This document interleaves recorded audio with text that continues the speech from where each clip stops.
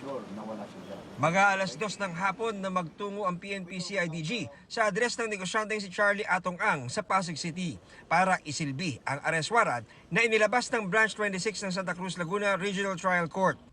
Noong una, hindi agad pinapasok sa nasabing bahay ang mga tauhan ng CIDG. Ito, warrant of arrest. We will implement it whether you like it or not. Guard! We'll be giving them 10 minutes. Kung ayaw nila tayong pagbuksan, i-implement natin yung warrant of arrest. Pati sila aarestuin namin. Maya-maya, naglatag na ng hagdan ang mga pulis. Palapasin mo na ulit. Guard! Ilang sandali pa, dumating ang isang nagpakilalang abogado ni Ang. Attorney Acosta. Ma'am? Yes po. Ma'am? Yes po. Colonel Giagi from CIDG. Hold on. Can I just come in first before you go in? Please? Thank you. I hope we have an orderly conduct here, okay? Pagkalipas ng ilang minuto, Nagpakilala naman kami, maliwanag yung pakay namin. Dito yung registered address niya. Pinakita namin yung warrant of arrest. So, andito lang yung abogado nila. I'm giving them 10 minutes, sir. With or without their consent, papasukin ko. Dadalhin ko pati yung lawyer nila. Pati lahat ng tao na nasa loob for obstruction of justice.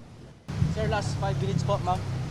kalaunan, pumayag din ang abogado ni Ang na papasukin ang mga pulis. Meron naman tayong body-worn camera, meron pa tayong alternative recording devices. I will assure you, nothing will happen. All right. May I get a list of all who will be coming inside, please?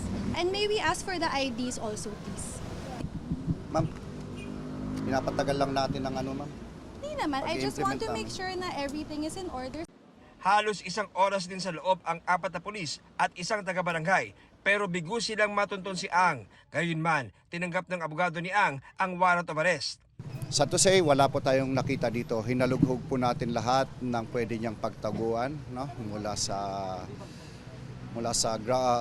basement up to the highest floor. Even yung rooftop is inakyat namin. So wala tayong nakita as to presence ni Charlie Atong Ang. Pinuntahan naman ng NBI ang umaring farm ni Ang sa Lipa, Batangas.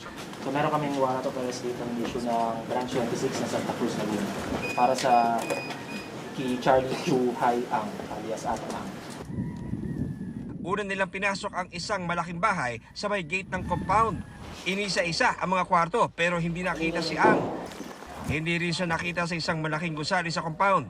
Mahigit 30 hektarya ang lawak ng property ni Ang. At sa pag-iikot ng mga ahente sa loob, nakita ang mga alagang panabong na manok, 2 helipad at malawak na open ground. Pero walang nakitang Atong Ang doon. Ipinaaresto na rin ang 17 iba pang kapwa-akusado ni Ang. 9 na pulis na dati nang nasa restrictive custody ng PNP ang itinurn-over sa CIDG. Naaresto naman na ang 8 sibilyang co-accused ng mga security personnel at empleyado sa sabungan ni Ang. Si Ang na lang ang hinahanap ng mga otoridad. Ayon sa DOJ, walang record ng Bureau of Immigration na lumabas ng bansa si Ang. Hihilingin daw nila sa korte ang paglalabas ng whole departure order laban kay Ang. Nauna lang naglabas ng ILBO o Immigration Lookout Bulletin Order ang DOJ para mamonitor ang posibleng paglabas nito sa bansa. Tuloy naman ang malawakang manhunt operation ng pulisya.